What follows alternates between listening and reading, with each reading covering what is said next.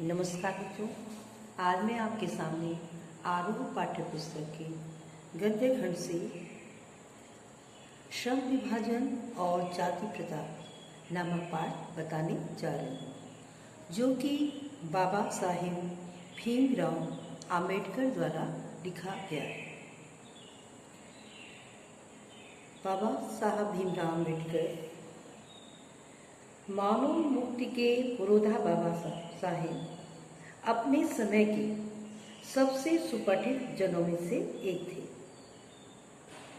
प्राथमिक शिक्षा के बाद बड़ौदा नरेश के प्रोत्साहन पर वह उच्चतर शिक्षा के लिए अमेरिका और फिर वहाँ से लंदन गई। उन्होंने संस्कृत का धार्मिक, पौराणिक और पूरा वैदिक वाङ्मय अनुवाद के जरिए पढ़ा और ऐतिहासिक सामाजिक क्षेत्र में अनेक मौलिक स्थापनाएं प्रस्तुत की। सब मिलाकर वे इतिहास मीमांसक, विधिवेत्ता, अर्थशास्त्री, समाजशास्त्री, शिक्षाविद तथा धर्म दर्शन की व्याख्याता बनकर उभरे। स्वदेश में कुछ समय उन्होंने वकालत भी की। समाज और राजनीति में बेहद सक्रिय भूमिका निभाते हुए उन्होंने अछूतों, स्त्रियों और मजदूरों को मानवीय अधिकार व सम्मान दिलाने के लिए अथक संघर्ष किया।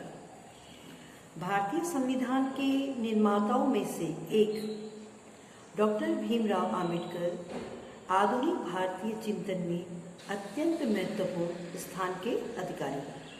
उन्होंने जीवन भर दलितों की मुक्ति एवं सामाजिक समता के लिए संघर्ष किया। उनका पूरा लेखन इसी संघर्ष और सरोकार से जुड़ा हुआ है। स्वयं दलित जाति में जन्मे डॉक्टर आम्बेडकर को बचपन से ही जाति आधारित उत्पीड़न, शोषण एवं अपमान से गुजरना पड़ा था। बचपन में ही उन्हें जाति आधारित उत्पीड़न, जो शोषण एवं अपमान से उन्हें गुजरना पड़ा था। इसीलिए विद्यालय के दिनों में जब एक अध्यापक ने उनसे पूछा कि तुम पढ़ लिख कर क्या बनोगे, तो बालक भीमराव ने जवाब दिया था, मैं पढ़ लिख कर वकील बनूंगा, अछूतों के लिए नया कानून बनाऊंगा और छुआछूत को खत्म करूंगा। देखिए, बचपन से ही उनके मन में क्या भावना थी कि पढ़ लिख कर वकील बन करके अछूतों के लिए नया कानून बनाऊंगा और छुआछूत को खत्म करूंगा।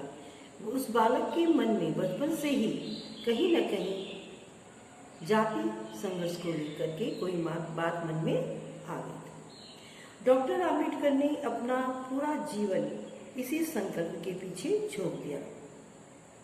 इसके लिए उन्होंने पढ़ाई की जमकर और व्यापक अध्ययन एवं चिंतन मनन के बल पर उन्होंने हिंदुस्तान के स्वाधीनता संग्राम में एक नई अंतर्वस्तु भरने का काम किया, और वह यह था कि दास्ता का सबसे व्यापक व गहन रूप सामाजिक दास्ता है और उसके उन्मूलन के बिना कोई भी स्वतंत्रता कुछ लोगों का विशेषाधिकार रहेगी, इसीलिए अधूरी होगी।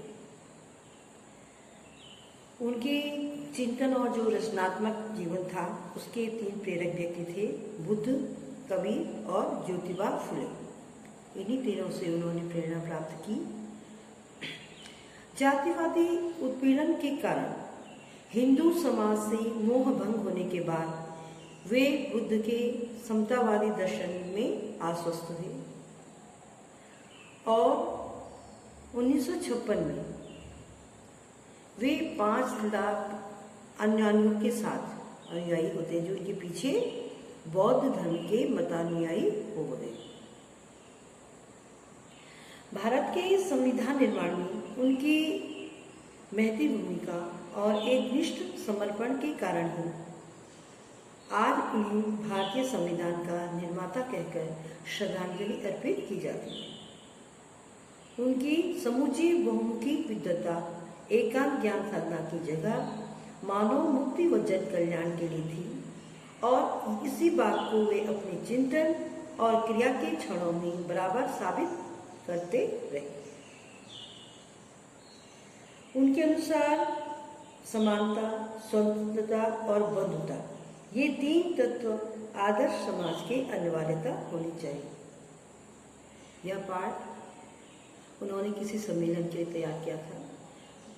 उसी में से इस पाठ का हिंदी इसका अनुवाद है। और जब वह सम्मेलन नहीं हुआ किसी कारणवश, तो उन्होंने उसके लिए स्वतंत्र से उसको छापा। यह पाठ उसी का एक भाग है। श्रम विभाजन और जाति प्रथा। अम्बेडकर जी ने कहते हैं कि यह विडंबना की ही बात है कि इस युग में भी जातिवाद के पोषकों की कमी नहीं है। इसके पोषक कई आधारों पर इसका समर्थन करते हैं। समर्थन का एक आधार यह कहा जाता है कि आधुनिक सभ्य समाज कार्य कुशलता के लिए श्रम विभाजन को आवश्यक मानता है। समाज में यह है कि जो कोई व्यक्ति एक किसी कार्य में कुशल है वह उसी कार्य को करे। और चूंकि जाति प्रथा भी श्रम विभाजन का ही दूसरा रूप है, इसलिए इसमें कोई बुराई नहीं है। इस तर्क के संबंध में पहली बात तो यही आपत्तिजनक है कि जाति प्रथा श्रम विभाजन के साथ साथ श्रमिक विभाजन का भी रूप लिए हुए है। श्रम विभाजन निश्चय ही सभ्य समाज की आवश्यकता है, परंतु किसी भी सभ्य समाज में श्रम विभाजन की व्यवस्था श्रमिकों एवं विभिन्न वर्गों में अस्वाभाविक विभाजन नहीं करती। भारत की जाति प्रथा की एक और विशेषता यह है कि यह श्रमिकों का अस्वाभाविक विभाजन ही नहीं करती, बल्कि विभाजित विभिन्न वर्गों को एक दूसरे की अपेक्षा ऊंच नीच भी करार देती है, जो कि विश्व के किसी भी समाज में नहीं पाया जाता। वह क्या कहते हैं कि भारत में जो जाति प्रथा है उसकी यह विशेषता है कि वह श्रमिकों का मतलब जो अस्वाभाविक है वो विभाजन ही नहीं करती। वो विभाजन तो वह करती है, बल्कि विभिन्न वर्गों को ऊंच नीच का भी दर्जा यहाँ मिलता है। जाति प्रथा को यदि श्रम विभाजन मान लिया जाए तो यह स्वाभाविक विभाजन नहीं है, क्योंकि यह मनुष्य की रुचि पर आधारित नहीं है। कुशल व्यक्ति या सक्षम श्रमिक समाज का निर्माण करने के लिए यह आवश्यक है कि हम व्यक्तियों की क्षमता इस सीमा तक विकसित करें कि जिससे वह अपना पेशा या कार्य का चुनाव स्वयं कर सके। हमें व्यक्तियों की क्षमता को इस तरह से विकसित करना चाहिए कि वह अपना जो कार्य है, उसका जो पेशा है, जो व्यवसाय है, उसका चुनाव वह स्वयं ही कर सके। वह कहते हैं कि इस सिद्धांत के विपरीत जो जाति प्रथा का जो गलत सिद्धांत है, दूसरी सिद्धांत है, वो कहते हैं कि इससे मनुष्य के प्रशिक्षण अथवा उसकी निजी क्षमता का विचार किए बिना दूसरे ही दृष्टिकोण जैसे माता पिता के सामाजिक स्तर के अनुसार पहले से ही अर्थात गर्भ धारण के समय से ही मनुष्य का पेशा निर्धारित कर दिया जाता है। अगर कोई व्यक्ति बढ़ई है तो उसका बेटा वही कार्य करेगा। यह उनका कहना है कि गर्भ धारण के समय से ही मनुष्यों का पेशा जो है वो निर्धारित कर दिया जाता है, या माता पिता के सामाजिक स्तर के अनुसार कि अगर एक निम्न उसके माता पिता निम्न जाति के निम्न कार्य कर रहे हैं तो वह एक ऊंचे स्थान पर कैसे कार्य कर सकता है।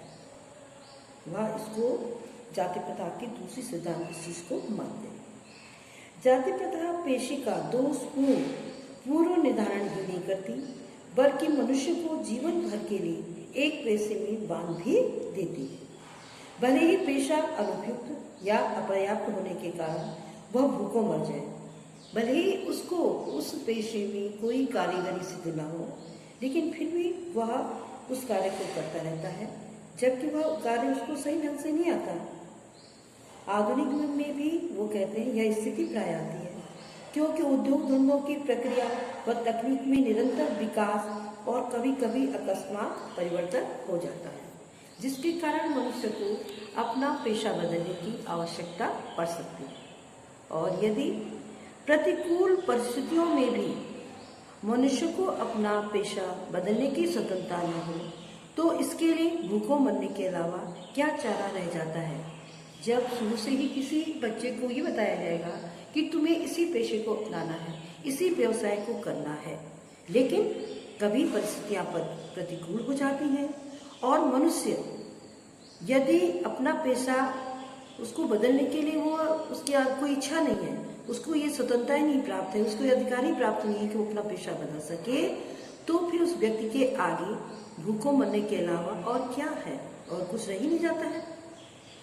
तो हिंदू धर्म की जाति प्रथा किसी भी व्यक्ति को ऐसा पेशा चुनने की अनुमति नहीं देती है जो उसका पैतृक पेशा न हो, भले ही वह उसमें पारंगत हो। तो पैतृक पेशा भी यहाँ सबसे पहले ये सिद्धांत में आता है कि कोई भी व्यक्ति, बच्चा, कि यदि उसका वह पैतृक पेशा नहीं है और वह उसमें पारंगत है तो उस पेशे के चुनने की अनुमति उसे नहीं दी जाती है। इस प्रकार पेशा परिवर्तन की अनुमति न देकर जाति प्रथा भारत में बेरोजगारी का एक प्रमुख व प्रत्यक्ष कारण बनी हुई है। फिर वह व्यक्ति खाली रहेगा, वह कोई और कार्यगर नहीं कर सकता, तो फिर वह व्यक्ति खाली रहेगा। इस प्रकार हम देखते हैं कि श्रम विभाजन की दृष्टि से भी जाति प्रथा गंभीर दोषों से युक्त है। जाति प्रथा का श्रम विभाजन मनुष्य की स्वेच्छा पर निर्भर नहीं रहता। मनुष्य को यह इच्छा, यह स्वतंत्रता ही नहीं है कि वह अपना पेशा स्वतंत्रता पूर्वक अपना सके। मनुष्य की व्यक्तिगत भावना तथा व्यक्तिगत रुचि का इसमें कोई स्थान अथवा महत्व नहीं रहता। हमें इस आधार पर यह स्वीकार करना पड़ेगा कि आज के उद्योगों में गरीबी और उत्पीड़न इतनी बड़ी समस्या नहीं जितनी कि यह कि बहुत से लोग निर्धारित कार्य को अरुचि के साथ केवल व्यवस्थावश करते हैं। क्या कहना है उनका कि बहुत से लोग समाज में ऐसे हैं जो उनके पहले से ही उस कार्य को निर्धारित किया गया है कि आपको ये कार्य करना ही है, लेकिन उस व्यक्ति का उस कार्य के प्रति क्या है, अरुचि है, वह उस कार्य को नहीं करना चाहता और उसे मजबूरीवश ही वह कार्य करना पड़ता है। तो ऐसी स्थिति स्वभावतः मनुष्य को दुर्भावना से ग्रस्त रहकर टालू काम करने और कम काम करने के लिए प्रेरित करती है। यदि व्यक्ति के मन में उस कार्य के प्रति अरुचि हो तो वह मन लगाकर वह कार्य नहीं करेगा और उस कार्य को क्या है, एक टालू काम करने, मतलब यह है कि उसको टालते हुए काम तो करना है लेकिन मन लगा के नहीं, तो इससे वह उसकी जो पूरी क्षमता है वह उभर कर नहीं आती और वह काम तो करता है लेकिन अरुचि के साथ, और इसलिए उसके कार्य की जो संपूर्णता है वह उसे प्राप्त नहीं होती। ऐसी स्थिति में जहां काम करने वालों का न दिल लगता हो और न दिमाग, तो कोई भी कुशलता उनको प्राप्त नहीं हो सकती है। मतलब उनको कुशलता कैसे प्राप्त हो पाएगी जहां दिल भी नहीं लग रहा है और न दिमाग लग रहा है। इसलिए यह निर्विवाद में इसके लिए कोई भी इसमें टिप्पणी करने की आवश्यकता नहीं है कि आर्थिक पहलू से भी जाति प्रथा हानिकारक प्रथा है। उन्होंने अपने ये विचार प्रस्तुत किए थे कि आर्थिक पहलू से भी जाति प्रथा हानिकारक प्रथा है, क्योंकि यह मनुष्य की स्वाभाविक प्रेरणा, रुचि व आत्मशक्ति को दबाकर उन्हें अस्वाभाविक नियमों में जकड़कर निष्क्रिय बना देती है। क्यों यह हानिकारक प्रथा है?